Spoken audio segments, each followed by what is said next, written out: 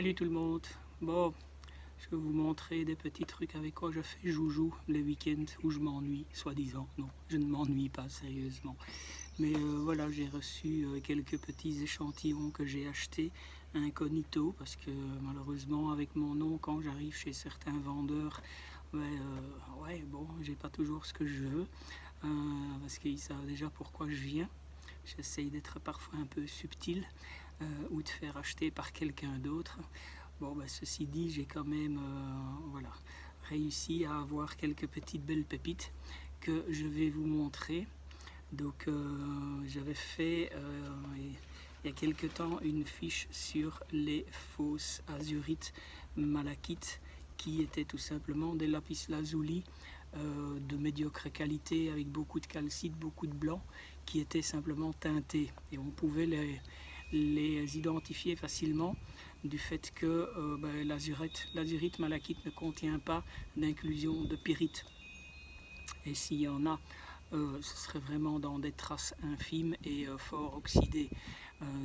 Que là, dans ce fameux azurite malachite, on trouvait des pépites, des cristaux bien dorés de pyrite.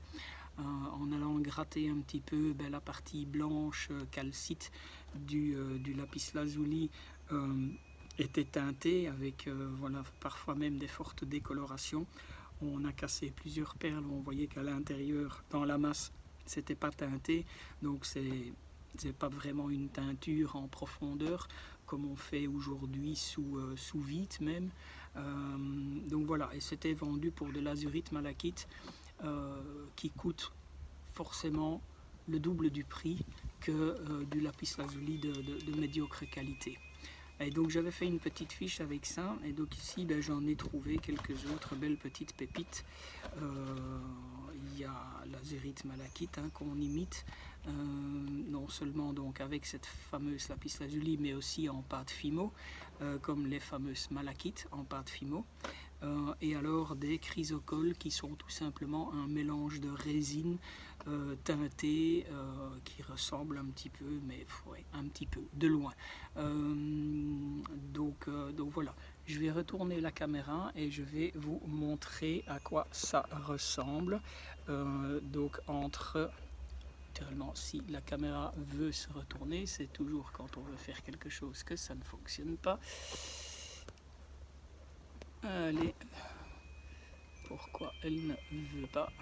Bon, c'est pas grave, tant pis, je vais retourner la caméra en espérant que vous voyez. Donc là, on a de la véritable azurite. Ici, on a ce fameux azurite malachite qui était de la pyrite. Et puis ici, on a une espèce d'amalgame de couleurs bleu et vert qui est teinté sommairement, qui est tout simplement donc de la pâte fimo. La chrysocole qui est un amalgame de plastique. Et alors nos fameuses perles en pâte fimo de malachite. Et donc voilà, je vais faire un petit peu joujou avec tout ça en vidéo et je vous montrerai forcément le résultat de ces petites analyses. Voilà, allez, à bientôt.